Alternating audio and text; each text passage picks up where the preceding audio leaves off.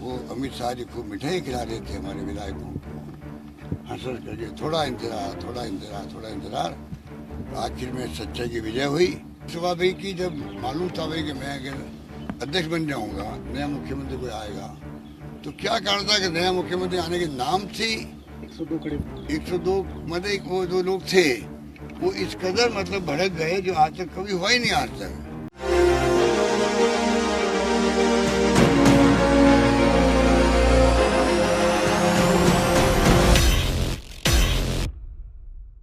नमस्कार, आप सबका स्वागत है हमारे चैनल नेक्स्ट 9 न्यूज। मेरा नाम है दीपक गुप्ता। राजस्थान में सियासी संकट लगातार यहां पर कई सवालों के निशान पर है कि आखिर किसके नाम पर मोहर लगती नजर आएगी। क्या वो नाम पायलट का होगा या गहलोत के नाम के साथ ही आला कमान चलना पसंद करेंगे। 2023 के चुनाव को भी नजरअंदाज नहीं किया जा सकता। जो हाल पंजाब में हुआ था, चन्नी को जब सौंपी गई थी कांग्रेस की कमान, अमरिंदर सिंह ने इस्तीफा दिया था तो कांग्रेस का किला ढह गया था पंजाब में और उस पर आम आदमी पार्टी ने अपना झंडा फहराया था। इस बीच यहाँ पर जो आपने बयान सुना अशोक गहलोत का, ये सबसे विवादित बयानों में से एक है। जो उनके हाथ में एक लेटर दिखा था आपको, वो लेटर की तस्वीर भी आप देख सकते हैं। उसमें 10 करोड़ की और 50 करोड़ की कुछ जिक्र की बात कही गई। सीपी, एसपी और पीएम कुछ बातें लिखी गई थी। प्रदेश अध्यक्ष भी कुछ बातें लिखी गई थी। माफीनामा था वो, लेकिन उसमें जो हकीकत लिखी गई थी कि 102 वर्सेस 18, वही शब्द आज अशोक गहलोत के मुंह से सुनने को मिले। और उन्हीं शब्दों के सहारे यहाँ पर हम तमाम दलीलें दे सकते हैं, अपना पक्ष रख सकते हैं कि गहलोत तो चाहते हैं कि राजस्थान की जनता की अभी और सेवा करें। आखिरी सांस तक राजस्थान की जनता की सेवा करना चाहता हूँ, ये गहलोत के बयान है। पायलट का बयान क्या है? राजस्थान मेरी जन्मभूमि नहीं, लेकिन मेरी कर्म भूमि जरूर है। तो राजस्थान की स्थिति के हालात कह सकते कांग्रेस के लिए बहुत दिक्कत पैदा कर रहे हैं। गुजरात चुनाव और हिमाचल प्रदेश चुनाव सर पर है। महाराष्ट्र में कांग्रेस को बड़ा झटका लगा जो समर्थन में थे शिवसेना की सरकार के। झारखंड में कांग्रेस और जो जेएमएम के साथ समर्थन की सरकार है, वहां पर सरकार गिरते गिरते बची। और अब राजस्थान की स्थिति में बीजेपी की दखलंदाजी। यहाँ पर जिस तरीके से अशोक गहलोत ने आरोप लगाए बीजेपी के खिलाफ, जो बातें करी यहाँ पर सीएम पद को लेकर, इस्तीफे को लेकर और बागी विधायकों के 10 से 50 करोड़ लेने को लेकर, अब वो बयान सुने, उसके आगे की आपको जानकारी देते हैं।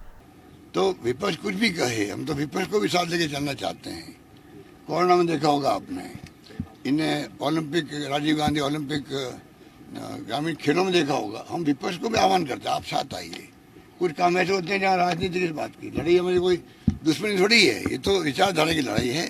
आप अपनी बात करो, हम अपनी बात कहेंगे। हम तो सोचते हैं हम सच्चाई पर हैं। सभी धर्म, सभी जाति, सभी वर्ग को साथ लेके चलना चाहते हैं। आप खाली एक वर्ग को भड़का रहे हो आप लोग। ये बहुत आसान काम है। दंगा करवाना बहुत आसान काम होता है। आग लगाना बहुत आसान होता है, आग को बुझाने में टाइम लगता है। दंगे भड़का दीजिए, दंगे को शांत करने में टाइम लगता है। वो वाली बात है। हम तो अपने रास्ते पे चल रहे हैं। रास्ता सच्चाई का कांग्रेस का ही है, जिसके लिए राहुल गांधी यात्रा कर रहे हैं। प्यार से, मोहब्बत से पूरा देश रहे, शांति सद्भावना रहे। और जो रेस्पॉन्स मिल रहा है उनको, चाहे तमिलनाडु हो, चाहे केरला हो, और कल गए हो परसों कर्नाटक के अंदर गए। देखिए आप, 2 लाख लोग किसे कहते हैं। तो आज बीजेपी बेचैन हो गई है, हवाइयाँ उड़ रही उन लोगों की। इसलिए राहुल गांधी को बदनाम करने में षड्यंत्र करके इन्होंने कोशिश करी। कितना इन्वेस्टमेंट किया होगा हम सोच नहीं सकते। प्रधानमंत्री बनने के लिए सोशल मीडिया का उपयोग किया, उसी ढंग से राहुल गांधी की यात्रा को, राहुल गांधी खुद को भी षड्यंत्र करके इन्होंने उनको डैमेज करने की कोशिश करी। पर सच्चाई सच्चाई होती है।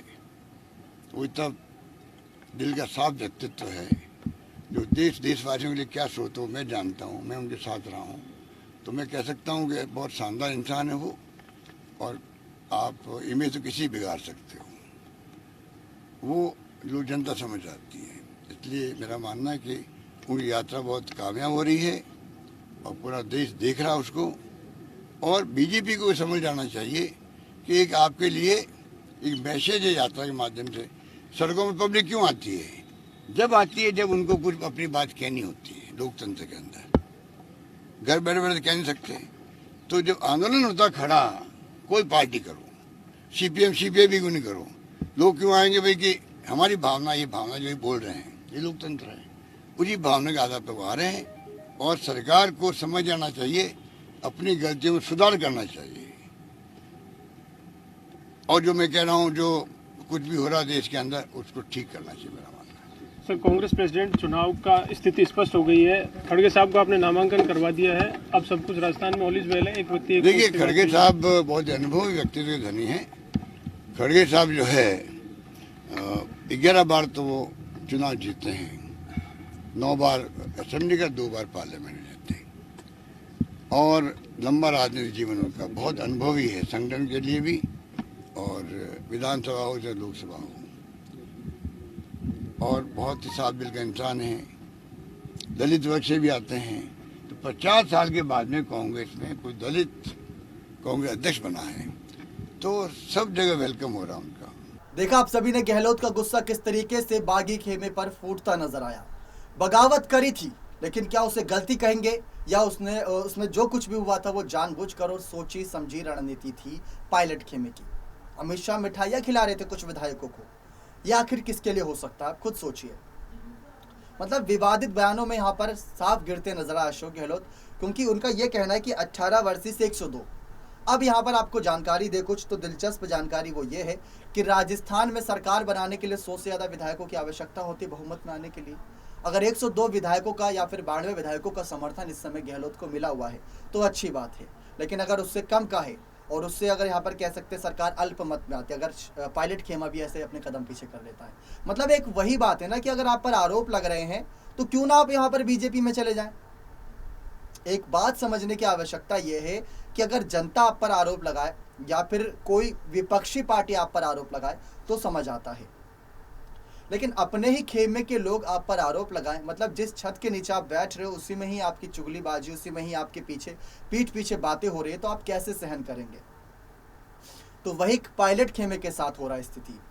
सोनिया गांधी से अलग गहलोत का ये ऐलान बहुत ज्यादा दिक्कतें पैदा करेगा उनके लिए।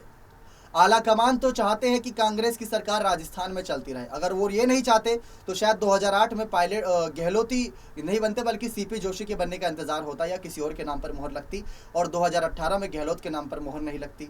और 2020 में जब उप मुख्यमंत्री पद से इस्तीफा दे रहे थे सचिन पायलट, तो भी गहलोत को हटाकर पायलट को मुख्यमंत्री बनाया जाता।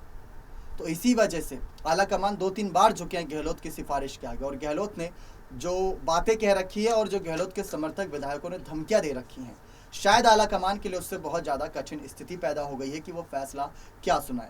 तो सोनिया गांधी से पहले अशोक गहलोत का ये बयान बहुत ज़्यादा चर्चाओं में है। पायलट के बयानों की हम चर्चा कर ही रहे हैं। पायलट ने साफ कहा है कि कांग्रेस की सरकार रिपीट होनी चाहिए राजस्थान में, लेकिन ऐसे ही ज्योतिरादित्य सिंधिया भी कहते थे, ऐसे ही हार्दिक पटेल भी कहते थे, ऐसे ही गुलाम नबी आज़ाद, सुनील जाखड़, बहुत लंबी फेहरिस्त है, ये सारे तमाम नेता ऐसे ही बयानबाजी करते थे। लेकिन अब जो हकीकत सामने आ रही है वो हकीकत आप सबके सामने है, सबूतों के साथ आपके साथ हाजिर हुए, जिसमें गहलोत की चिट्ठी के बाद उनका ये खुलासा बहुत इस समय चर्चा का विषय है। लेकिन आपको क्या लगता है, राजस्थान की सत्ता पर अब कौन राज करना चाहिए? सचिन पायलट के नाम को आगे करना चाहिए यहाँ पर आला कमान और तमाम विधायकों के समर्थन से, या गहलोत को ही आगे रहना चाहिए? अपनी राय खुलकर कॉमेंट सेक्शन में जोड़ दीजिएगा। बहुत बहुत धन्यवाद।